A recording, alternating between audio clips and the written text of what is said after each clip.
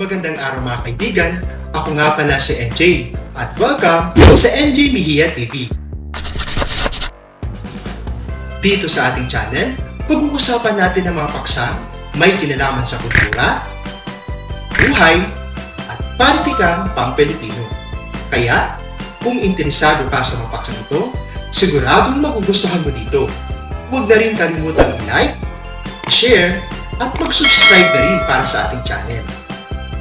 Ngayon, simulan na natin ang ating talakayan. Tara, samahan niyo ako.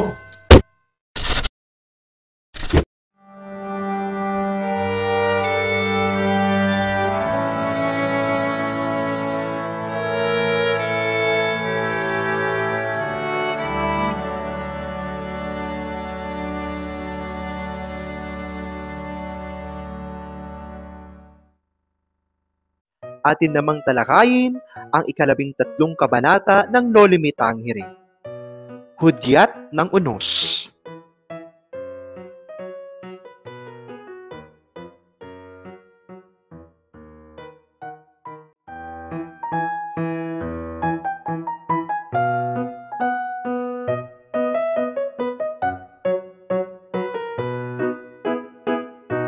Dumating si Ibarra sa sementeryo sakay ng karawahe na halatang nanggaling pa sa malayong lugar.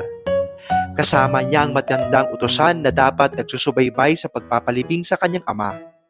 Ayon sa matanda, nagkasakit siya kaya naantala ang pagbabalik sa libingan. Ngunit tiniyak niyang may mga halamang bulaklak at may krus na inilagay sa puntod bilang pansamantalang marka. Pagdating nila sa lugar, nagulat sila dahil nawawala ang krus. Nagduda ang matanda at lumingalinga na parang hindi na niya matiyak ang eksaktong lokasyon. Nagtanong sila sa tagapaglibing upang malaman kung nasaan ang krus at ang puntod. Marami pang inilarawan ng utusan upang masigurong iyon nga ang libing. May malaking krus, may ukit, may taling yantok, at may mga halamang gaya ng sampaga at pensamiento. Sa huli, inamin ng tagapaglibing na sinunog niya ang krus dahil sa utos ng malaking kura. Nakalaunan ay tinukoy niyang si Padre Garrote.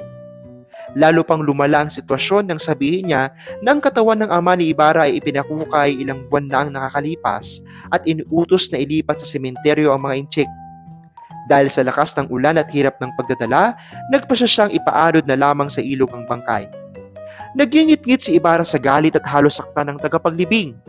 Sa sobrang kirot at puot na napuno sa dibdib, nilisan niya ang lugar nang hindi na alintana kung natatapakan niya ang mga puntod at bulaklak. Nakasunod sa kanya ang matanda, umiiyak at walang magawa. Habang palupog ang araw at nagsisimulang dumilim, naglakad si Ibarra pabalik sa bayan. Wala siyang luha, pero ramdam ang bigat ng hinagpis at pagsik ng damdamin. Dinadaanan niya ang dating bahay nila na punong-puno ng alaala. Subalit tila wala siyang nakikita dahil sa tindi ng galit at lungkot. Habang naglalakad, nakasalubong niya si Padre Salve, ang bagong kura ng San Diego. Hinarang niya ito at marahas na tanong kung ano ang ginawa nito sa kanyang ama. Nanginginig si Padre Salve at sinabing wala siyang kinalaman sa pagpapahukay at pagpapalipat ng bangkay. Aniya, si Padre Damaso ang tunay na makagagawan. Nang marinig ito, nabitawan ni Ibarra ang pagkakahawak at lumayo. Nagmamadali siyang umuwi.